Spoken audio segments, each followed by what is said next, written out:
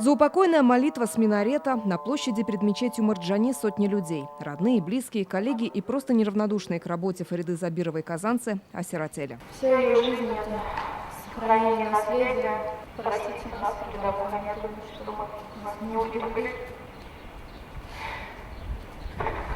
Светлый память. Заслуженный архитектор Татарстана, координатор разработки концепции развития Казанского Кремля, острова Града-Свияжск, Стар-Татарской Слободы и реставрации десятков, если не сотен объектов культурного наследия. Она дорожила каждым историческим уголком Казани, спасая уникальные образцы эпохи. То трепетное отношение к истории, культуре, какое было у нее, не каждый из нас может похвалиться таким отношением. Я думаю, что в память о ней мы сегодня обязаны продолжить ее работу. Сегодня соболезнования передают коллеги со всей страны. Скорбят в Федеральном обществе охраны памятников. В начале июня Фарида Забирова ездила в Москву на Всероссийский съезд. Там определились с целями на следующие 5 лет. А через неделю архитектор окажется в больнице. Маски не шутка. Ковид правда убивает.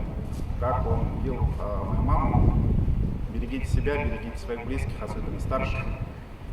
И помните, пожалуйста, эту радость и эту строгость моей мамы и нашего друга. Радость от жизни и работы, строгость к себе и коллегам, вспоминает маму Дмитрий Забиров. Сохранением наследия она занялась сразу после института в мастерской реставрации. С 2009-го занимала пост зампредседателя Татарстанского отделения Всероссийского общества охраны памятников, истории и культуры. А в этом году стала его главой. В последние годы она была моей наставницей.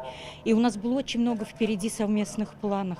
И очень жалко, что она от нас ушла. Пусть ей там будет хорошо на небесах. Восстановленная к тысячелетию Казани мечеть Марджани, где Фариду Забирову провожают в последний путь, тоже ее детище, говорит Мансур Хазрат. Имам вспоминает, как архитектор проводила здесь дни и ночи, контролируя буквально все – от цвета ковров до формы ламп. Тем, кто помогает строить храм, Аллах готовит в раю особое место. Лина Зинатульна, Данил Филатов, ТНВ, Казань.